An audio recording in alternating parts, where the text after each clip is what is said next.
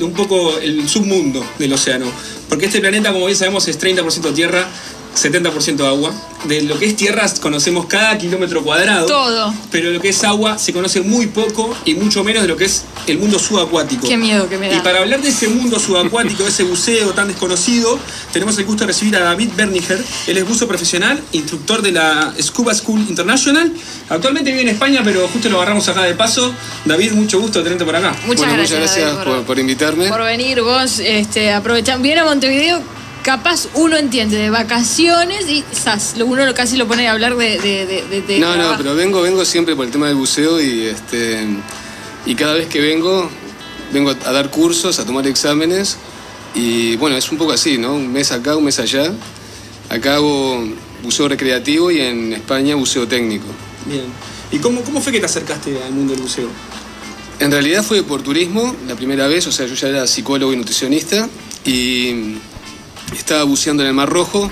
Es uno de los lugares tipo una meca que tienen los buceadores, que cuando conocí ese mundo dije esto es lo máximo, o sea, es una terapia, suplanta a todos los psicólogos, lo digo como psicólogo, es otro universo, el cuerpo se comporta de una manera tan increíble, un silencio, una paz y al mismo tiempo una comunicación con uno mismo que es indescriptible. Claro.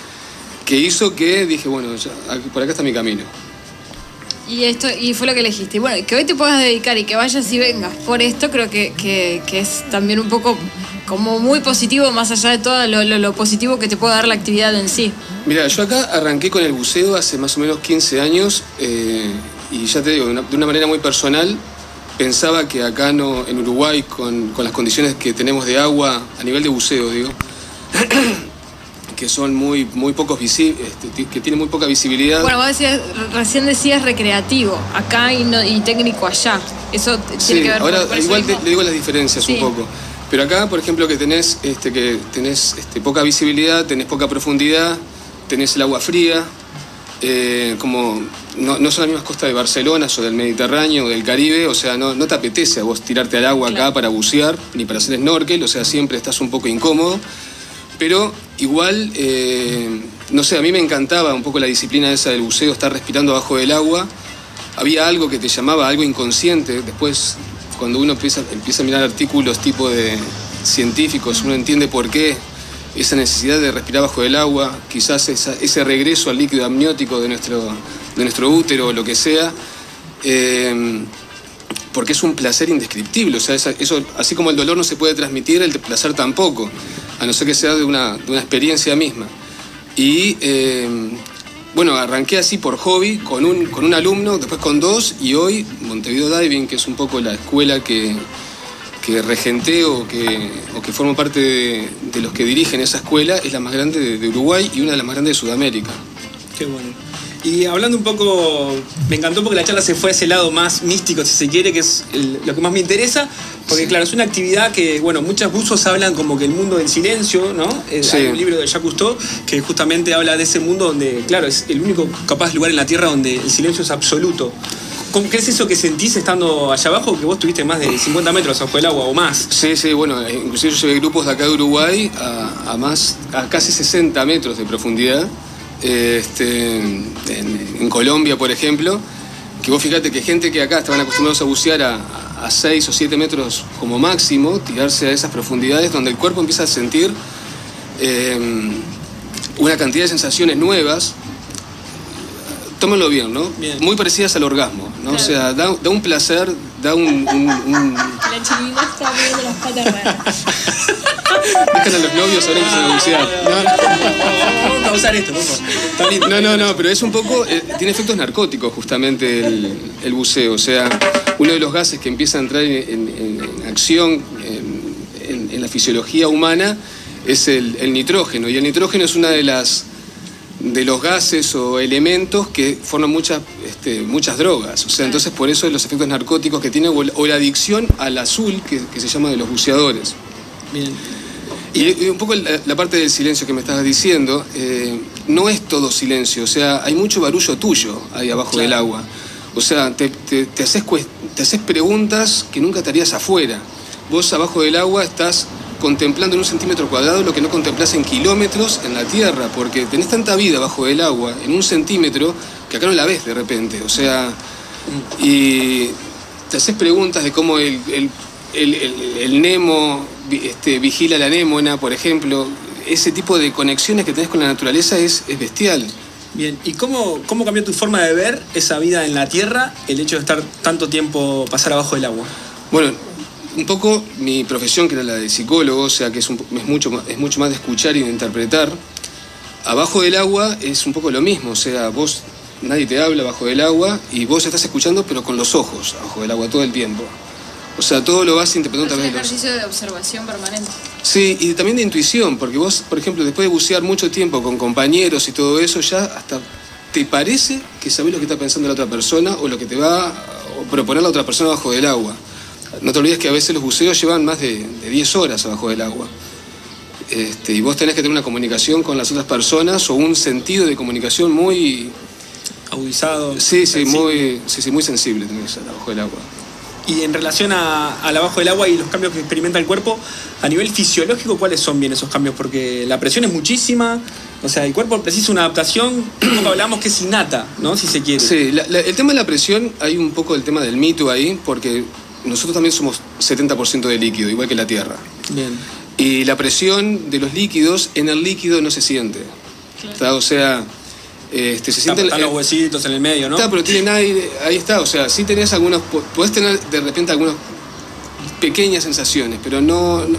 El tema del oído, por ejemplo, que es una membrana que se mueve y todo eso, es la primera que sentís, mismo en una piscina, que te duele, que te molesta, pero los cursos de buceo, los básicos, ya te enseñan cómo compensar ese tipo de dolores. Pero las sensaciones son a nivel de pensamiento, a nivel de contemplación, a nivel de... Te da euforia bajo el agua, por ejemplo, los gases, como empiezan a entrar en circulación con el sistema nervioso, te empiezan a dar una cantidad de efectos que hacen que el buceo sea como una de las experiencias mucho más inolvidables de tu vida.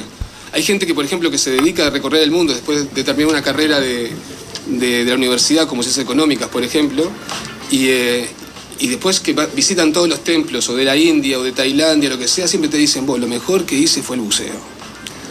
Porque fue una sensación propia de su ser, ¿viste? Un regreso quizás a todas sus esencias, ¿viste? Que tenías ahí como configuraciones genéticas, y vos abajo del agua te sentís como en el espacio, es un poco lo mismo, o sea, como parte del universo. En relación a eso, un artículo que puse en el muro del Mar al Aire, que hablaba justamente como que dividía esa profundidad, donde los primeros 30 metros capaz que el mar te hace una fuerza, donde te quiere empujar por el principio de empuje, principio de Arquímedes, ¿no? Quinto básico de física liceo, y que después cuando vos ya pasás esa línea de los 35, como que el océano te empieza a chupar, ¿no? Y que se experimentan cambios fisiológicos a nivel del pulso, que baja, o sea, el pulso promedio de una persona está entre 60 y 100 pulsaciones por minuto, y ahí experimenta 14.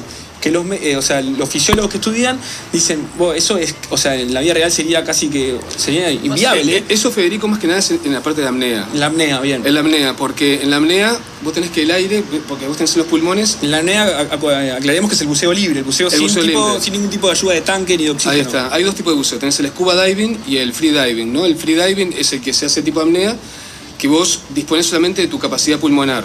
Y los pulmones ahí sí se reducen a medida que vas bajando las presiones. Por ejemplo, 10 metros se multiplica por 2 la atmósfera. Acá tenemos una atmósfera, por ejemplo, y a 10 metros pasa 2 atmósferas. 2 atmósferas significa la mitad del volumen que vos tenés. Entonces, el aire también empieza por presión a entrar dentro del torrente sanguíneo. Y una experiencia que vos tenés, por ejemplo, que acá me tapo la nariz y aguanto 30 segundos, que te parece de repente que es un montón. A 30 metros puedes aguantar hasta 8 minutos. Claro, y vas multiplicando todavía eso. Porque el aire entra en el torrente sanguíneo por presión, no por intercambio alveolar, vendría a ser. Exacto, no por la parte de respiración. Y el otro buceo, que es un poco el que está más difundido, que es el scuba diving, que tiene otras leyes, otro tipo de cosas, es con los tanques. Igual siempre te atrae. Después de los 20 metros, siempre el fondo te está pidiendo que bajes. Y es un peligro también, ¿no? Porque ahí te viene un delirio o una euforia, por ejemplo, o un estado alterado de conciencia, que en definitiva es eso. O sea, mucha gente lo busca a través de las drogas, a través de ritos chamánicos. Hay gente más sana, quizás lo busca a través del buceo, que te das un estado alterado de conciencia que te puede llevar como todas las cosas fuera de control o te puede llevar a tener accidentes o lo que sea. Sí. Y un poco para el buceador común, como yo, capaz que me tiro al agua y me encanta sumergirme y nadar y disfruto mucho de eso, nomás con unos lentes de agua. ¿Qué piquecito, así cortito, nos podés pasar para el tema de los oídos? Que es algo que yo personalmente sufro mucho. Bueno, hay una maniobra, que la maniobra de Valsalva se llama, que es apretarse la nariz y es como estornudar con la nariz tapada. Pero eso es medio doble filo, ¿no? A veces pasa, ¿no? No, si lo haces muy fuerte puedes lesionar un poco el tímpano. Pero digo, por ahí va la maniobra o el bostezo, ¿no? O sea, de hacer el movimiento de mandíbula, de bostezo, para que le entre aire al oído interno. Se hace en los aviones mucho también. Exacto, pero es lo mismo en realidad, porque vos cuando estás subiendo el avión, la presión está disminuyendo. O sea, entonces acá pasa lo mismo. O sea, los cambios de presiones tenés que manejar la misma maniobra. Muy bueno. Y a nivel, en Uruguay, nos contabas un poco que vos justamente sos parte de esta escuela, que es súper importante. ¿Cómo arrimar a la gente? Aquel que quiere por ahí incursionar en este mundo, ¿qué chances tiene en Uruguay? ¿En qué consiste esa capacitación? Bueno, acá en Uruguay, por ejemplo, la escuela nuestra es la única en Uruguay que tiene las 2 certificadoras más grandes del mundo. Una es SSI, ¿no? Porque uno puede entrar en la web, que es www.divessi.com, divessi se escribe, .com, y la otra es www.padi.com. Son las 2 más grandes del mundo, o sea, son como tipo el Real Madrid y el Barcelona. Claro. Y Montevideo Diving, que es la escuela nuestra, es la única que tiene las 2. Las demás un poco tienen todo lo que es PADI, pero SSI no lo tiene casi nadie, porque te piden una cantidad de niveles de exigencia a través de la escuela que solamente lo tiene acá en Uruguay Montevideo Diving. Acercarse es a través de una web o a través de los clubes donde haya profesores de buceo. Lo que se enseña es en las piscinas, se enseña un poco el freediving, vendría a ser, que son técnicas de cómo bajar las pulsaciones del corazón, porque mucha gente piensa, ¿cómo puedes estar 8 minutos abajo del agua? Y no es por la capacidad pulmonar, es por la capacidad de vos bajar las pulsaciones del corazón que vos tenés. Es un proceso que se da natural del cuerpo, ¿no? Sí, pero a veces con la adrenalina que vos tenés, el corazón tiene un efecto contrario. O sea, vos agarrás y te decís, me voy a meter 30 metros de profundidad y el corazón late 10 veces más rápido en vez de latir 10 veces más lento. O sea, por la emoción que a vos te va a dar. Es más, o sea, cuando vos ves un tiburón ballena abajo del agua o un tipo de bichos de esos grandes o lo que sea, por lo general la adrenalina hace que, al consumirte el oxígeno que vos tenés dentro del torrente sanguíneo, hace que el corazón bombee a una velocidad que es bestial, y un tanque que a un profesional le puede demorar de repente 1 hora y media, a vos te dura 15 minutos. Por eso es que se trata de que se hagan cursos de relajación. Claro. Está muy vinculado con la mística el tema del buceo. Y el equipamiento necesario, por ahí, el imaginario colectivo se imagina, buceo, preciso tanque, preciso pata de rana, que el traje, que no es tan así, capaz. No, para el buceo solamente precisas una máscara, de repente y un snorkel. O sea, después, cuando vos querés bucear con tanques o lo que sea, por lo general se alquilan a través de las certificaciones que vos vas sacando, ya sea de PADI o SSI o lo que sea. Pero se te alquilan ese tipo de cosas. Se te da un tanque con aire comprimido, es aire comprimido, no es oxígeno. Bien. No, porque hay un mito también que la gente un tanque de oxígeno. No, el oxígeno es tóxico abajo del agua. Es aire comprimido esto. Bien, yo comentaba un poco también fuera del aire que el hecho de estar mucho tiempo en la playa, he conocido mucho gaucho de mar, que le decimos, que es gente que así común y corriente, que por ahí, que vive en la playa todo el año y que conociendo un poco la dinámica de la playa, la temperatura del agua, que en esta época, por ejemplo, sale lenguado, y que se manda en la noche con una linterna de agua, pata de rana, y mismo con un rayo, una bicicleta que le pule la punta, eso es una especie de jabalina abajo del agua, y el hombre se revuelve, pero hay muchísimos de esos. Pero eso lo tenés mucho en Papúa, en Nueva Guinea, entonces esos lugares donde tenés esos aborígenes que a los tipos cazaban con una flechita, estaban 20 minutos igual abajo del agua, los tipos, sin tanque, sin nada. Vos decís, ¿cómo puede ser que aguante tanto tiempo? Y es, ya te digo, por el corazón cuando lo bajan las pulsaciones. Esto es una cultura en Japón, por ejemplo, las Sama, que son un grupo de mujeres que básicamente viven de la recolección justamente de ostras, langostas abajo del agua, que claro, ellas desde su adolescencia hasta los 80 años pasan abajo del agua y aguantan 15 minutos con 70 años. Claro. Y es una cuestión de... Claro, nosotros lo vemos muy improbable, muy imposible todo eso, pero sin embargo, la gente que está todo el tiempo ahí es común, ¿no? Vos decías de que habías llevado gente ahora. ¿Con la escuela van? Van con la escuela, fuimos a varios lugares en realidad, tipo Galápagos, donde, la fauna ahí es impresionante. y también donde se busca profundidades, tipo a Cuba, a Colombia. Sí, por lo general, después que uno empieza a hacer buceo, que cada uno tiene acá en Uruguay, por lo general, el buceo es un hobby y es algo muy alternativo a lo que vos estás haciendo. O sea, no estás viviendo, no podés vivir del buceo acá en Uruguay porque no tenés una costa que te brinda un negocio ni nada por el estilo. O sea, como en el Caribe, como que podés abrirte un chiringuito de repente y tenés 80 buceadores por día y a cada uno le cobras $80 y ya te estás haciendo toda la temporada, todo el año y pagás todo. Acá es imposible un poco todo eso. Entonces acá todos los buzos que hay son todos amateurs, todos lo hacen por hobby y realmente después que se arma un grupo de buceo, por general ese grupo de buceo, no solamente en mi escuela, sino en otras escuelas, empieza a viajar también por el mundo y siempre el mismo grupo. Hace un sentido de pertenencia o de afinidad con los otros que es muy positivo. Inclusive para muchas patologías se usa el buceo, tipo como el buceo con delfines, ese tipo de cosas, sí. Porque se ve que a través del agua y a través del control de otra dimensión de vida o de tu vieja dimensión de vida, que era cuando eras un feto o un primer proceso de vida tuyo, evolutivo, hace que muchas veces puedas tirar para atrás algunas patologías que tenés o que se puedan desencadenar o descompensar por alguna crisis actual de repente, ¿no? Bien, bueno, a mí el agua es una cosa que me da como bastante, no voy a decir miedo, pero me da como cierta cosa. Me tranquiliza bastante saber de que el cuerpo ayuda a todo y no me ponen la música de Tiburón de fondo. Ayuda a todo eso, ¿no? Y que las cosas que generan son muy positivas. Eso tranquiliza pila, en realidad. No, pero el tema, por ejemplo, de la gente que tiene mucho temor al agua o ese tipo de cosas, tiene mucho que ver con muchos temores que tiene la persona. O sea, no te olvides que el agua son los sentimientos, son las emociones, y no voy a entrar un poco en la parte de psicología, o sea, claro. No voy a entrar acá a hablar del consultorio, pero tiene que ver con eso, o sea, con el manejo de los afectos, con el manejo de las emociones, con el no tener... Aprender a manejar el agua es aprender a manejar las emociones. Claro. Bueno, yo volví a la playa después de muchos años, después de tanto escucharlo a Federico hablar del mar y la playa, y dije, bueno, voy a ir a la playa de nuevo, me voy a meter en el agua, etcétera.